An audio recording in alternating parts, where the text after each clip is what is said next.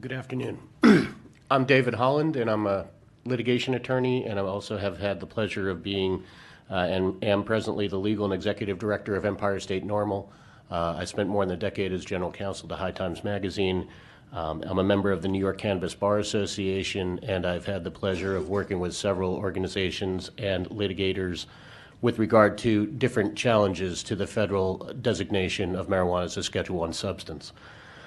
And it's a great opportunity and great privilege to be here before you today to have an opportunity to speak about this. And since much has been covered already, I'll try to stay to what I think fills in the gaps of some other testimony that you've had before. When I first started practicing law, and particularly dealing with matters related to marijuana, it was usually conversations that took place in hushed tones, sitting in back rooms or in prison cells. Today, we now have these conversations sitting in corporate boardrooms, and the ability to sit here and openly discuss a cannabis regulatory scheme for the state of New York. That is progress. New York has been at the cutting edge of progress since the 1970s, with your bill in the 1977 with decriminalization, with what had been the Oliveri statute, which was really the first medical marijuana statute in the country.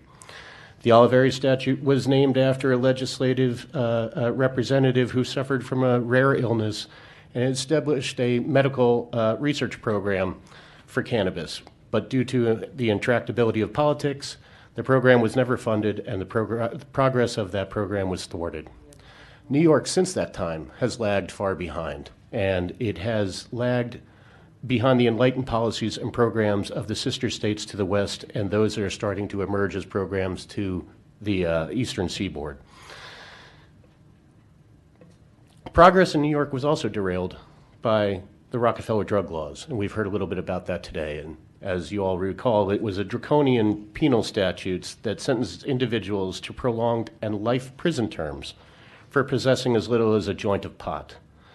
Those laws were illegitimate. They were the illegitimate stepchildren of the racist and regressive Federal Controlled Substances Act. That act is itself born from the xenophobic socioeconomic era in which they were conceived. As you heard earlier, until the 1930s, cannabis was considered an over-the-counter holistic medicinal remedy for many ailments.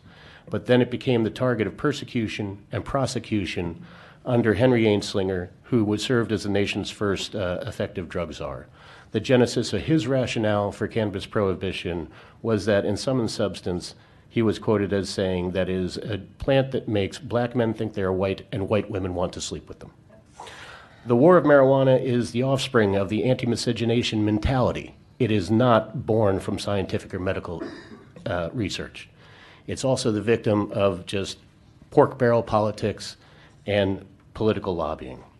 I submit that in the continued prohibition of cannabis through from the 1930s to 1970s with the advent of the Federal Controlled Substances Act, that political lobbying, and particularly farm subsidy programs involving timber, cotton, sugar, wheat, tobacco, and other farm products, evolved even the local politicians from being avid to being rabid prohibitionists against the single most vilified plant that could otherwise undermine the markets in all of those products because of its versatility and its general utility as a fuel, as a fiber, as a food, as an intoxicant, and as a medicine.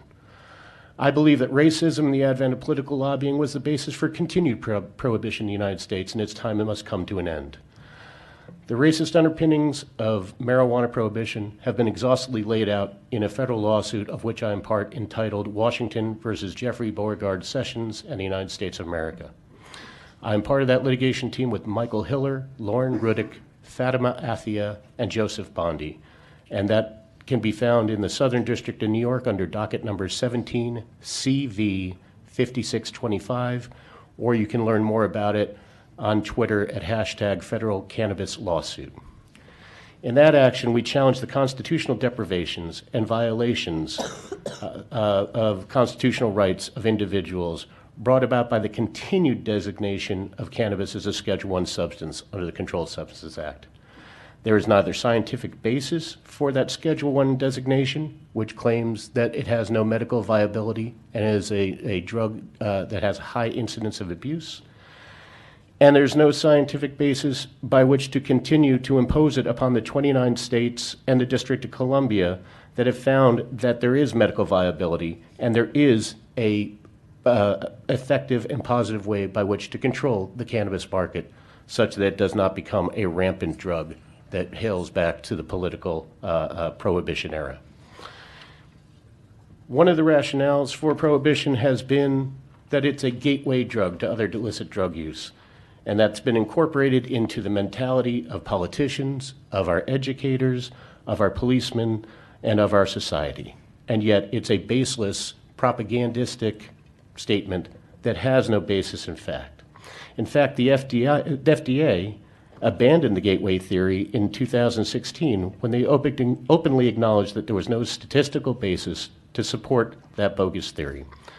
That bogus theory nonetheless spawned so much invective and propaganda, and it was directed at a plant that has been undoubtedly the most demonized of all botanical species in the world.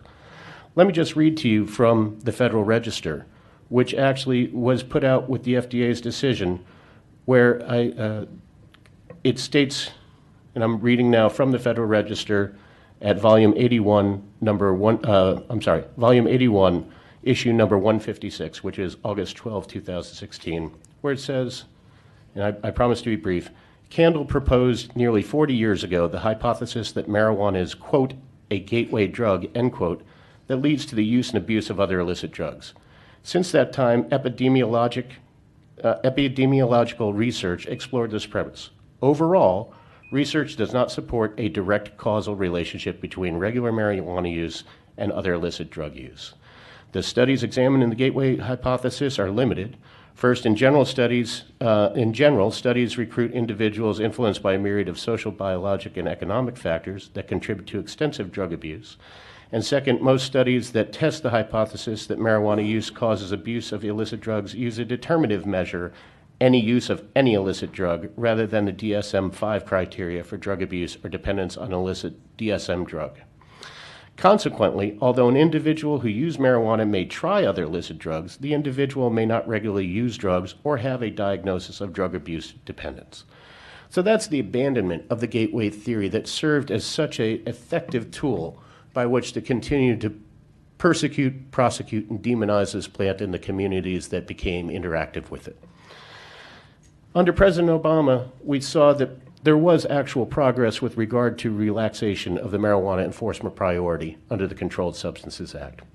There, under what have been known as the Ogden Memo and the Cole Memoranda, which gave advisory guidance from the U.S. Attorney's Office and Department of Justice to its representatives in those states that were located where medical marijuana or other legalization programs had been implemented by the legislature, to not pursue patients or distributors or cultivators that were acting in accordance with the state laws that govern them. As said before, some 29 states in the District of Columbia have each become the situs of what Louis Brandeis called the experimental laboratories of democracy with regard to medical marijuana and its usage. Of those 29 states, 8 have passed additional responsible use laws that allow the consumption of marijuana without medical necessity, or what other people call recreational use. They have found that there is sufficient and credible basis to believe not only is marijuana helpful and medically viable, which defeats the first stage of Schedule I status under the Controlled Substances Act, but it is not something that has led to rampant abuse or illicit drug use or other social ills which the gateway theory and the prohibitionist mentalities of old had maintained. In fact, in response to, as we all are aware, on January 4th, Attorney General Sessions announced what he called a rollback of the Ogden-Cole Memoranda and that guidance to not make marijuana enforcement a priority in those states that have medical or legalized marijuana. In fact, in response to his rollback, both the state of Vermont, in a national first, passed a legislative cannabis legalization bill without the advent or necessity of going to a voter referendum on the issue, and the state of New Hampshire passed legislation itself looking to have legalization of cannabis despite the federal rollback. So what does the federal law and what does the Sessions rollback really mean to the state of New York? under the constitutional federal law, is supposed to be reigning supreme over state laws to which are contrary to the federal scheme. That is reemphasized in the Federal Controlled Substances Act, which specifically allows preemption of any state law that the United States Attorney General finds has a positive conflict with the Controlled Substances Act. To date, with the 29 states and the District of Columbia, and now Vermont and New Hampshire coming on board as well, that have each passed or intend to pass a legalization law, not one Attorney General since 1996 to present day has ever found that there is a positive conflict between those state laws and the Federal Controlled Substances Act. As such, I submit to you that the federal government has ceded its and forfeited its right under the Supremacy Clause to now tell what is a supermajority of the United States that they can no longer experiment in their social laboratories of democracy with cannabis legalization. I believe New York should take that stand as well.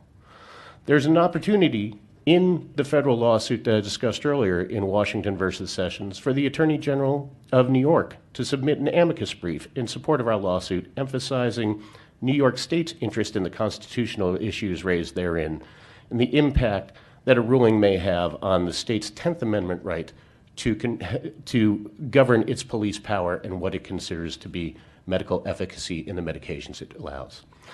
I suggest that the Federal Department of Justice, with the Cole Memorandum and the United States Congress, through their passage of the Rohrabacher-Farr and the Rohrabacher-Blumenauer Spending Appropriations Acts, which is still in existence at least until January 19th next week, which prohibit federal law enforcement agencies from pursuing legitimate cannabis operations in legalized states, that the executive branch and the United States Congress have both intentionally nullified the supremacy of the Controlled Substances Act to permit the flourishing of state economies and cannabis legalization. As such, I suggest that the rollback of these guidelines under the Cole and Ogden memoranda have no real impact on New York State whatsoever. Nonetheless, I would call upon Governor Cuomo and Attorney General Schneiderman to notify Judge Hellerstein, who is presiding over the Washington versus Sessions lawsuit, that they wish to submit an amicus brief in the action pledging their support of the case to permit the states to continue to exercise their 10th Amendment rights to experiment as a laboratory of democracy with cannabis legalization.